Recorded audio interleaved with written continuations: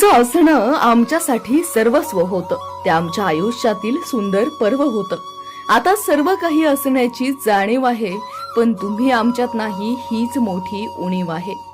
आंबेगाव तालुक्यातील प्रसिद्ध असलेले गव्हर्नमेंट कॉन्ट्रॅक्टर स्वर्गीय यशवंत शेठ बापूजी काळे पाटील वायबी यांचा तृतीय पुण्यस्मरण सोहळा घोडेगाव पानमळा येथील त्यांच्या मातोश्री निवासस्थानी संपन्न झालाय.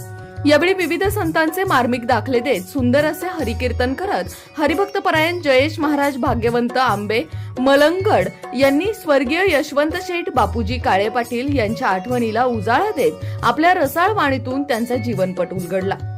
सर्वप्रथम शारदा प्रबोधिनीचे संस्थापक अध्यक्ष हरिभक्तपरायण पांडुरंग महाराज येवले, आंबेगाव पंचायत समितीचे माजी सभापती सखाराम घोडेकर, ज्येष्ठ नेते सखाराम पाटील काळे तसेच संपूर्ण महाराष्ट्रभर नावाजलेले आंबे मलंगड येथील युवा सुप्रसिद्ध कीर्तनकार हरिभक्तपरायण जयेश महाराज भाग्यवंत, आंबेगाव तालुका विद्याविकास मंडळाचे अध्यक्ष तुकाराम काळे, मंचर कृषी उत्पन्न बाजार समितीचे संचालक सोमनाथ काळे, निलेश स्वामी थोरात यांच्या हस्ते प्रतिमेचे पूजन करून श्रद्धांजली अर्पण करण्यात आली. तसेच आलेल्या अनेक मान्यवरांनी त्यांना श्रद्धांजली अर्पण केली. यावेळी जीवनात वडिलांचे महत्त्व काय असते याचे सुंदर उदाहरण देऊन कीर्तनकार हरिभक्तपरायण जयेश महाराज भाग्यवंत यांनी आपल्या कीर्तनातून अनेकांना मंत्रमुग्ध केले. तर या सुंदर कीर्तनास मृदुंगाचार्य निळोबा महाराज गोरठणकर तसेच गायक नारायण महाराज खिलारी, बाबासाहेब महाराज मैड, वसंत महाराज गव्हाणे आदींनी साथ देत समाज प्रबोधन केले. तर जयसिंग चासकर, महादू सईद यांनी उत्कृष्ट अशी भालदार चोपदाराची भूमिका बजावली.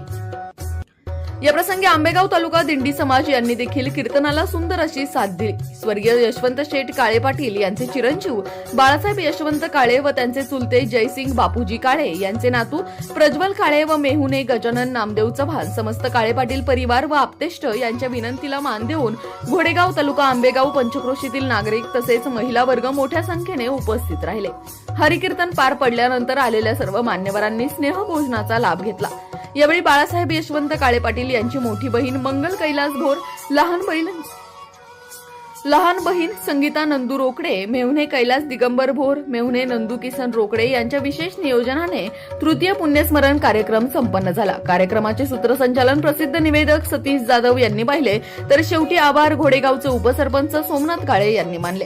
या प्रसंगी माजी पंचायत समितीचे सभापती कैलास बुवा काळे, आंबेगाव तालुका खरेदी विक्री संघाचे अध्यक्ष माऊली आप्पा घोडेकर, भारतीय जनता पार्टी पुणे जिल्हा उपाध्यक्ष राजेश काळे, धोंडमाळ शिंदेवाडी ग्रामपंचायतचे माजी सरपंच संजय शिंदे, युवा नेते कुंदन शेठ काळे, शरद सहकारी बँकेचे संचालक सुदाम शेठ काळे, नारोडी ग्रामपंचायतचे सरपंच मंगल हुले, खरेदी विक्री संघाचे संचालक नवनाथ हुले, हुसेनभाई शेख, उद्योजक गोविंद काळेसर, पत्रकार विकास गाढे, निलेश कान्नव, गोविंद शेठ भास्कर सह घोडेगाव व आंबेगाव तालुका पंचक्रोशीत नागरिक मोठ्या संख्येने उपस्थित होते.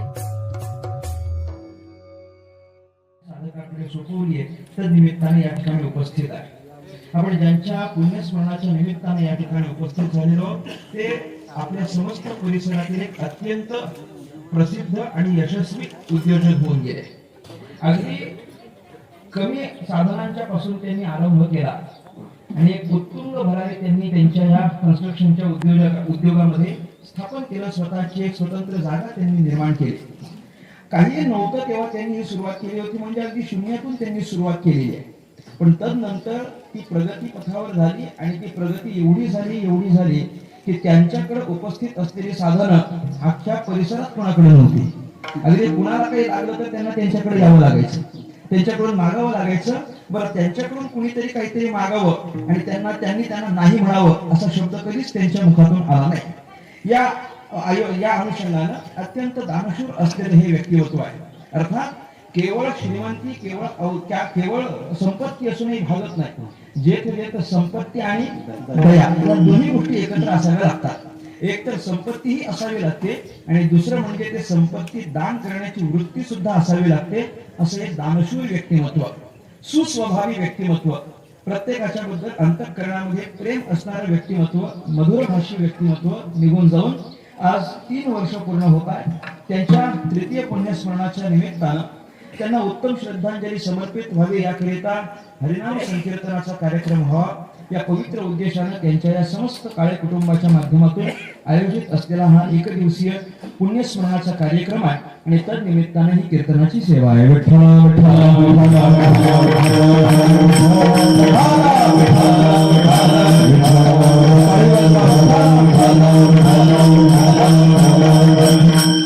निघून तिच्या प्रित्यर्थ पुढच्या पिढीनं पुण्यस्मरण करायचं असतं, पुढच्या पिढीनं वर्ष श्राद्ध करायचं असतं. कशा करता करायचं असतं, काय कारण आहे त्याला? कारण फार सामान्य आहे. आपल्यातून निघून गेलेली आपली माता किंवा आपल्यातून निघून गेलेला आपला पिता, त्यांचे आपल्यावर अनंत उपकार आहेत आणि त्या उपकारातून अंशतः उत्तीर्ण होण्याकरिता, बाहेर पडण्याकरिता, मोकळं होण्याकरिता आपल्याला हे प्रयत्न करायचे. मुळात आई वडिलांच्या ऋणातून कधी मुक्त होता येत नाही हे निश्चितच आहे. त्यांचे एवढे उपकार आहेत की त्यातून आपण बाहेर पडू शकत नाही, पण प्रयत्न तर करणं आपला भाग आहे. का बरं? ते आपलं कर्तव्य आहे. त्यांनी त्यांच्या समस्त जीवनामध्ये जर आपल्याकरिता त्यांचं जीवन खर्ची केलं असेल तर त्यांच्या मुक्तीची वाट सोपी करून देणं हे आपलं कर्तव्य आहे. त्याच्याकरिता आपण हे प्रयत्न करायचे. नाम संकीर्तनादी सगळ्या साधनांचा अवलंब आपण करायचा आहे, कारण त्याच्या माध्यमातूनच आपल्या पूर्वजांची वैकुंठाची वाट सोपी आहे की नाही? ज्ञानदेवा सांग झाला हरिपाठ, पूर्वजा वैकुंठ मार्ग सोपा. पूर्वजांकरिता वैकुंठ मार्ग सोपा करण्याकरिता याच्याकरिताच हरिपाठ अर्थात हरीचं नाम संकीर्तन आहे आणि म्हणून ते आपण केलं पाहिजे. वर्ष श्राद्धाच्या माध्यमातून आपण जेव्हा पिंडदान करतो की नाही, किंवा पिंडदानाच्या माध्यमातून पण आपण एक काहीतरी अन्नाचा गोळा त्यांच्याकरता दान करत असतो. कशा करता दान करतो आपण? ते अन्नाचा गोळा त्यांना दान केला याचा अर्थ काय झाला? ते ज्या कोणत्या योनीला गेले असते आपल्याला माहिती नाही. आपले पूर्वज कोणत्या योनीला गेलेले आहेत आपल्याला त्याची काही कल्पना नाही, पण ते ज्या कोणत्या योनीला गेले असतील त्या योनीत त्यांना उत्तम भोग भोगायला मिळावेत याच्याकरिता आपले ते प्रयत्न आहेत. कोणती पण योनी असू द्या, कारण कोणतीही योनी ही अगदी पशुपक्षाची जरी असली तरी त्या त्या पशुपक्षाच्या योनीत सुद्धा उत्तम कनिष्ठ असा भाग आहेच ना. एखादा पशु जरी असला तरी कधी कधी पशु सुद्धा माणसापेक्षा जास्त भोग भोगतो की नाही मला सांगा? आपल्याला पाहायला मिळतं. इतरत्र वेळेला बाकीची सगळी बैल आपण गवत किंवा पेंडा खाताना बघतो, पण काही काही भाग्यवान बैल आहेत की नाही की ते काजू बदाम खातात. तुमच्याकडचं कसं आहे मला माहिती नाही, आमच्याकडे बरंच वेळ आहे बाबा त्याचं, आहे का? बाय म्हणजे इकडचं ज्ञान कदाचित जास्त असावं आमच्यापेक्षा. काजू बदाम 5-5 लिटरचं दूध पितात की नाही? आता आहे कोण? बैलच आहे, पण तरी त्या युनिट काही ना तो काजू बदाम खातो, तो दूध पितो. याचा अर्थ त्या युनिट पण त्यांना चांगले भोग आहेत. सगळीच कुत्री काय रस्त्यावर फिरत नाहीत. काही काही कुत्री एसी गाडीतून पण फिरतात की नाही? म्हणजे कुत्र्याच्या योनीत जरी असला तरी चांगले भोग त्याला त्याही योनीत आहेत की नाही? म्हणजे जी कोणती योनी प्राप्त झाली असेल त्या त्या योनीमध्ये उत्तम कनिष्ठ असा तरतम भाव आहेच आहे. म्हणून त्या त्या योनीत त्यांना उत्तम भोग भोगायला मिळावे. आपले पूर्वज आपले पितर जर सर्पाच्या योनीला गेले असतील तर आपण केलेलं पिंडदान त्यांना वायू रूपात प्राप्त होत असतं. आपण केलेलं पिंडदान आपले पूर्वज जर समजा गंधर्वाच्या योनीला गेले असतील तर तिथं त्यांना ते अमृत स्वरूपात प्राप्त होतं. ज्या कोणत्या योनीला गेले असतील त्या त्या योनीला त्यांना उत्तम भोग भोगायला मिळावे आणि त्या योनीमध्ये त्यांना प्रसन्नता प्राप्त व्हावी याच्याकरताच आपण पिंडदान करायचं असतं. कारण पिंडदान करणं हा कर्माचा भाग आहे. फक्त असंच आहे की कर्म हे अत्यंत सूक्ष्म आहे आणि कर्मामध्ये बऱ्याचशा वेळेला चुका होण्याची शक्यता आहे. चुका होण्याची शक्यता आहे म्हणण्यापेक्षा अनेक चुका आपण कर्मात करत असतो. कर्म करत असताना भरपूर चुका होतात आणि कर्म करत असताना जर एखादी लहानशी चूक आपल्याकडून घडली, ऐका, कर्म करत असताना एखादी लहानशी चूक कर्मात घडली तर कर्मशास्त्र तुम्हाला क्षमा करत नाही. कर्मशास्त्र क्षमा करत नाही. त्या लहानशा चुकीचं सुद्धा फळ ते देतं, ते तुम्हाला भोगावंच लागेल. लहानशी चूक झाली तरी ते भोगावं लागतं. मग काय करावं? या कर्माला जोड भक्तीची द्यावी. का बरं? कर्माला जोड भक्तीची असली की मग मध्यस्थी करणारा देव असतो आणि देवानं मध्यस्थी केली की आपल्या सगळ्या चुका असतात ना तो भगवान परमात्मा क्षमा करत असतो. म्हणून वर्ष श्राद्ध हे जर कर्म असेल तर हरिनाम संकीर्तन ही भक्ती आहे. मग श्राद्धाला कीर्तन का? कर्माला भक्तीची जोड असावी म्हणून.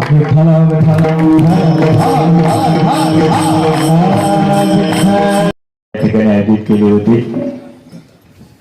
ते महाराष्ट्रातील एक युवा कीर्तनकार, उच्च विद्याभूषित असणारा असं एक व्यक्तिमत्व, आंबे मलंगडचे हरिभक्तपरायण जयेश महाराज भाग्यवंत यांनी या ठिकाणी आजची कीर्तन रूपी सेवा या ठिकाणी समर्पित केलेली आहे आणि आपण सर्वांनी ती या ठिकाणी श्रवण केलेली आहे.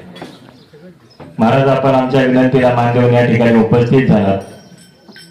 काळे पाटील परिवाराच्या वतीनं मी आपलं प्रथमतः मनपूर्वक या ठिकाणी स्वागत करतो. महाराजांचा सन्मान या ठिकाणी करण्यासाठी मी बाळासाहेबजी काळे वायबींचे चिरंजीव आणि त्यांचे जावई कैलास भोर यांना विनंती करतो की आपण या ठिकाणी यायचे, महाराजांचा सन्मान या ठिकाणी संपन्न करायचा.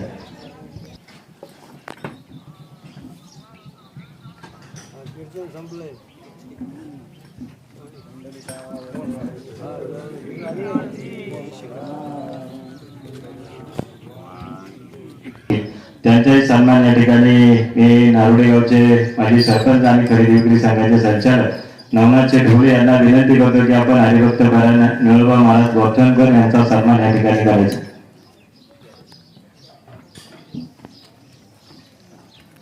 त्याचप्रमाणे महाराष्ट्रातील ते हरिभक्त नारायण महाराज खिलारी यांचाही सन्मान या ठिकाणी खरेदी विक्री संघाचे अध्यक्ष माऊलीअप्पा घोडेकर यांनी या ठिकाणी नारायण महाराजांचा सन्मान करायचा.